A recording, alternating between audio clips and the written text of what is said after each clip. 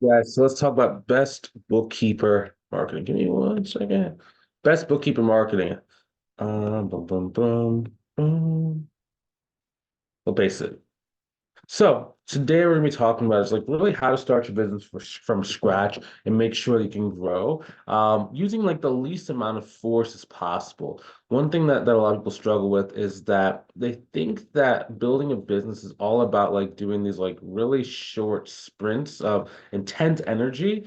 And it leads them to like giving like 1 to 2 weeks worth of energy and then like feeling really burned out and not being able to like do it consistently. So my objective is to give you a better lens to view the world so that when you are trying to build your business, you're able to go and do it with the accurate understanding of what it actually takes to go and find success. So I'm gonna be just really raw and really honest with you inside this video. So the first things first is the minimum viable skill set. Okay. And this is something I had to learn too, because I used to think that like you had to be an expert with like a million years of experience. And if you didn't have that, then people wouldn't respect your skill set. Now, I also nowadays see that there's a lot of people that, they're entering the market where they're trying to learn accounting, trying to learn bookkeeping, or maybe you've been doing accounting, but you haven't done like maybe doing accounting in corporate America, but you haven't done bookkeeping, especially for like small businesses. I always like to focus on the job learning versus like just in case learning. So just in time learning is better than just in case learning. The reason why is because a lot of scenarios and situations that most people research are never going to happen to them. And then the argument could be made that Bryce, well, even though I may never really have to do it, like what if there's one time, like the one time I need it, if I know that, then it'll be awesome. It's like, okay, cool, but let's not play that. Let's not play like, that. Let's play for the averages. Let's play for the stuff that's going to happen the most times. Because in the case where there's one thing you don't know, you can always buy yourself time and say, hey, let me get back to you on this. I don't want to give you a short answer. Let me get back to you on this, right? So on the one case where you don't know something, just take the pause, buy yourself some time, then come back to them with the answer. Now, I'm always focused on just what are the most essential bookkeeping skills. And then like there's a lot of different like training courses and like different things. Like we have inside of one of our courses, we teach you how to do accounting, bookkeeping, and QuickBooks from scratch, right? So it's like, but the reason why we do that inside of our program is not to just become like a school, right? Where we're like basically trying to teach you all like the theoretical knowledge. We're only focused on the stuff that clients actually care about so that you can go and get to market as quickly as possible. Next thing is going to be like collaboration and partnering, right? So I am always focused on how can I get a partner to send leads to me. Now, in my case, my partners are platforms like Instagram, LinkedIn, Facebook. I also have partners that are people, right? So that's going to be other different businesses, different entities, different professional services. Now, for me, since I have money, I can spend money on advertising. If you are just getting started and you don't have, at least $4,000 that you can spend in a month and not care about whether it like goes up in flames or not, I would recommend partnering with people. Okay.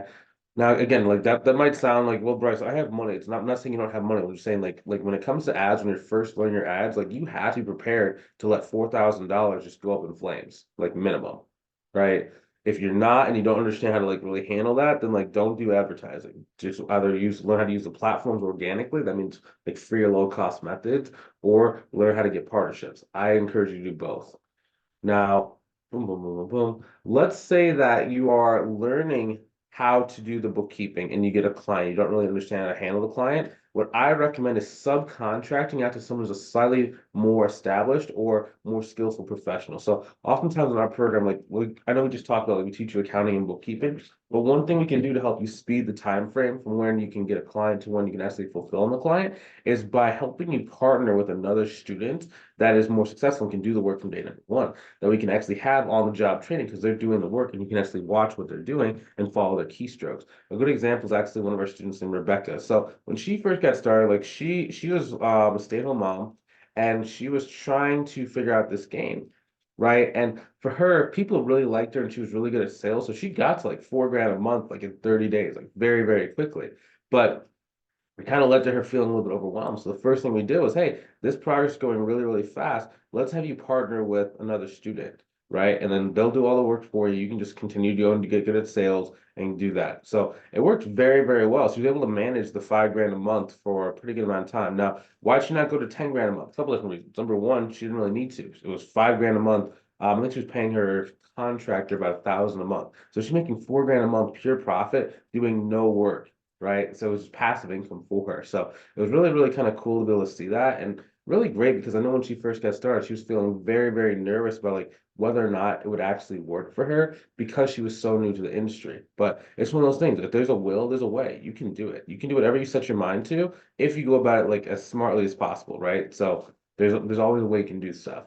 Next thing, talking about money. So one challenge people have is talking about money. And like unfortunately for me, I never really had this fear because when I was coming up, we always talked about money. I was in a lot of like business classes in school. I went to a business college. I was in like entrepreneurship kind of things.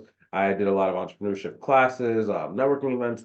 So we've always talked about revenue and we talked about money. We didn't necessarily talk about like personal finances. We always talked about money. Now, why is that important? Because when you're trying to do your consultation calls, a lot of this stuff in this business of accounting and bookkeeping is going to be based on like what prices can you charge, or what prices will you be able to actually like negotiate and talk to. So if you're nervous about negotiating and talking about pricing, it's going to make it very hard for you to stand up for your price and be able to kind of like say your price with confidence. If you don't have confidence when you're talking about your pricing, a lot of the business owners will try and like talk down the pricing in a lot of different ways. So it just really depends on kind of you, right? So whenever I talk about pricing, um, I'm always trying to get an understanding of if someone says that my price is too high, I'm trying to get an understanding of does that mean that they cannot afford it? Meaning like maybe cash flow wise, they just don't have the cash flow to support it, or are they saying more that they just don't value the service enough to pay me, the amount of money I'm asking for? Right? But you have to get really comfortable when it talks about money in order to even have that conversation. Because if you're nervous and you don't really believe that your price is worth it, and you like have like, money is really hard to get, as soon as they say that your price is too high, you will back down your pricing and it makes us really hard, right? I was like that in the beginning, actually. So I didn't have a problem talking about money, but I had a negative belief that no one had money, right? Because when I first got started with my business, I didn't have much money, right? I had like about like an extra like 7 grand, just kind of like an emergency kind of fund. But like, yeah, man, I was like, money is really hard to come by right now because no one's saying yes to me. So as soon as I would talk to them, they're like, yeah, times are kind of tough. We're just not really, at the same size. This is like 3 years ago when we were doing $1 million a year. We would have been able to afford your services. Like, oh, yeah, that makes sense, man. I understand. I didn't really stand up for our pricing or anything because I just thought that everyone didn't have money. It wasn't until I like underquoted this one person and I looked at their books, they had like $1 million in cash, and I was like, you just told me you didn't have any money. He's like, well, no, no, no. Until we didn't have any money, I didn't want to pay, $600 a month for your service. I thought your service was more worth like 250 a month. And that's when I like just like like and the moves it goes zzz, where the screen kind of comes into one. It's like zzz. I was like, no. And then from there on, I was like, I don't care what they tell me, man. This is the price. And then I just had to learn how to price even better. A good example of this is like one of our students in Joanne. So she struggled because she was saying like growing up they were always had like money was always tight, right? And like she just saw her family have a lot of stress when it came to money, so she has associated that with like the rest of like the world, right? It's just kind of like she's like, yeah, this is how life is, like people maybe don't have a lot of money. I'm like, well, that's maybe how some people live, right? And it's like certain frequencies and certain vibration, people kind of live in there. And like sometimes like life happens to people and it causes you to go from like maybe you're doing well to now you're not doing well, right? But that's not every single person, right? It's just you have to start talking to and understanding like what is the frequency of the people that are at that higher income level. Once you have that frequency, you understand that, then you're able to go and grow it a lot faster. So for her, for example, the first thing we did was we cut out all of her like small clients. So any client that was under $300 a month, bye-bye, right? And then basically what we had to do is we went basically had to rebuild. So she went from I think she was at like I think she was at like I don't know exactly where she was at before we cut, but like she cut down to about like $830 a month worth of clients.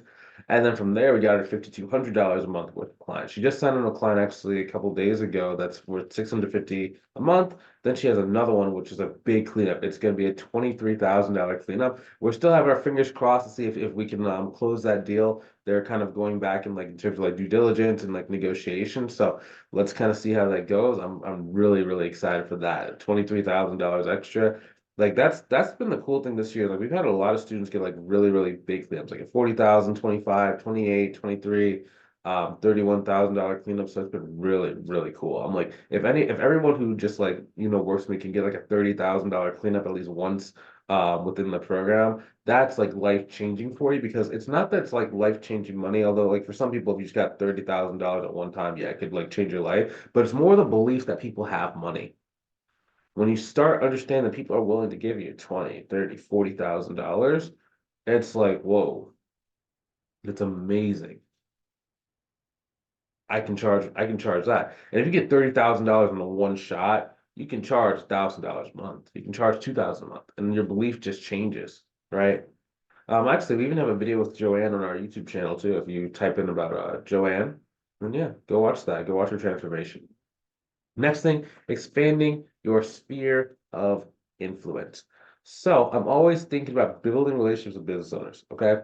So a reason why it's important is because most people that end up signing up with you are going to tell you no. You're going to send them friend requests, they're not going to accept the friend request. You'll send some people a friend request, they'll accept it, but they won't respond to you. Some people will respond to you, they say they're interested, and they ghost you. Some people will respond to they're interested, get on a consultation call, and ghost you. They will say they respond, they say they're interested, they get on a consultation call, they want to do the price, they say yes, and then they ghost you, right? So there's a million different things. So you have to expand that sphere of influence of people who know you and create that critical mass of people because all the people that say like, that tell you no, they're going to come back. It's just going to be a certain time in the future. So you're building a future income stream for yourself by learning how to build a network and keep in contact with people. Learning how to follow up is a massive skill. In this business, if you just learn how to follow up with someone over the course of a year, like you would not have to worry about money again. If I'm really being honest with you, if you understand like just how to keep someone engaged for about a year, right? Because what does that even mean if you keep them engaged for a year? If they're interested in accounting services and they say your price is too high, they're probably gonna go with someone else who's cheaper. Now most people are cheaper are either beginners, they are maybe what's called fly by night. So like maybe they just get in to get their first client and they disappear on them. Maybe they just aren't very skilled, maybe they don't have confidence, maybe they just don't really place that much time value on it, et cetera, et cetera. A million different reasons someone goes cheap. So if you can just stay with them for a year, then they're generally going to come back to you. So if you just get 100 business owners that are interested in your services, you should end up closing about 30 to about 50 of those 100 people. It's just a matter of can you actually get that many interested business owners to reveal they have a problem and get on a consultation call with you, right? And that's what keeping them engaged is. Because if you keep them engaged long enough, think about it. Most businesses like that are over like almost every business over about $300,000 per year is going to need accounting and bookkeeping services. All of them. So your job is can you get a certain percentage of people who maybe don't have one or who have one but are unhappy with their current provider to move forward with you. And then just by becoming their friend over the course of 1 year, 2 years, 3 years, you're gonna have this massive just like wave of clients that come back to you. Like business is not hard. This goes into kind of the long-term benefits. Business is not hard. It's just it's different than what most people think it is, right? It's not that it's risky. It's just okay. Let me take a step back. Business is not risky. The person running the business is risky. What do you mean? Okay, so I was making this new YouTube channel, right? And like basically in this YouTube channel, I'm like doing tutorial videos. And like for the first like 2 weeks, I was going ham. I put out like 50 videos in about like 3 weeks or so. And then on the third week, I'm like, oh, this is not going anywhere. I hate this. This is stupid. Why am I doing all this work? And I almost quit on the channel. And this is from someone who already has a successful YouTube channel. They get hundreds of thousands of views per year. Actually, no, I get 69,000 impressions per month, and I get about 100,000 video views per year, right? So this is not like I know what to expect on YouTube, but I still almost quit. I know that YouTube works. It's just I was about to stop working it. I was the one who was going to stop the ability to actually go and make it work. You see what I'm saying? So YouTube business, this stuff is not risky. It's just we're risky. And as much as you can like de-risk yourself and balance your life and add in consistency, you're going to be able to grow your business. it's a very, very simple thing, right? Because like we remember we talked about learning how to talk about money. That's a mental thing. That's not that talking about money is hard. It's not, you see what I'm saying? The other people might not think that talking about money is hard. Just if I think that it's hard and I don't say what I need to say, I'm not going to get the outcomes that I need to get in order to be successful in business. So is that the business's fault or is that my fault? It's my fault. Or maybe it's not your fault. Maybe you went bankrupt at one point, right? Or maybe you lost a bunch of money, right? I had it where when I was younger, I saw my parents basically like get down to like maybe like 5 grand in the bank. They had like over $100,000. Parent lost their jobs, and then pretty soon they were down to like 5 grand in the bank before they could get another job. That's very scary, right? But I mean, I had to overcome that. And, like I still deal with that to a certain degree, right? Which is why I have two six-figure businesses. But it's just one of those things. You overcome it and you kind of do some stuff. Like maybe you go do some therapy or like some life coaching. I don't know you. I'm not a therapist. I don't know. But a lot of different ways you can kind of overcome that. Because it's like, just because we have these things, it's tough, but we have to learn, or well, you don't really have to. I mean, you could just stay exactly, where you are. For me, I wanted to be able to kind of move and I wanted to be able to, have success in life, even if like there's a lot of shortcomings that I have, different insecurities that I have, et cetera, right? So I do what it takes, right? Even if it's hard. And that's all it takes. So next thing, so a good example is like Lori. So she was really struggling with like client conversations because she could come in contact with business owners, but she just wouldn't know how to get them interested in like working with her. So basically gave her like some different scripts and some different techniques in order to get the business owner to start asking her to pitch her services. Once she was able to do that, like she got really, really good. She got to about $8,600 per month in about 60 days of being inside of our program. Okay. So it's like it doesn't take that much time if you do this stuff right. It's just you need to have a system, right? Developing a consistent system. Okay. It's all about having processes. Processes will beat tactics. Whenever you hear someone say, like, what's the best marketing platform? It's like, it doesn't matter what the best marketing platform is. Do you have a process to use a marketing platform? If you don't, it doesn't matter if you have like let's say there's a platform where there's 100 business owners that come to you per week and they all say they're interested. If you don't have a process to, number one, reach out to those leads, know what to say, how to follow up with them, how to keep track of them, like inside of a CRM or whatever, you're just not going to make it. It's going to be tough. Next is going to be like really creating a sustainable client acquisition system on the consultation call. Okay. You need to know what are you going to say in your consultation call.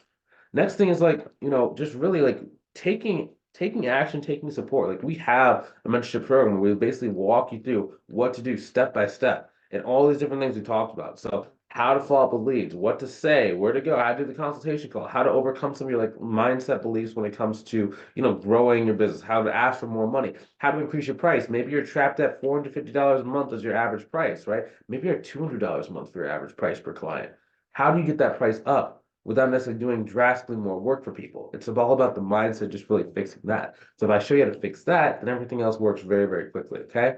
So if you want to learn a bit more about this, you want to see if we can help you out, go ahead and click the link inside the description, either above or below the video to book a call with myself to see if I can help you inside of our mentorship program. Okay. I will talk to you soon. Hopefully have a good rest of your day. Take it easy.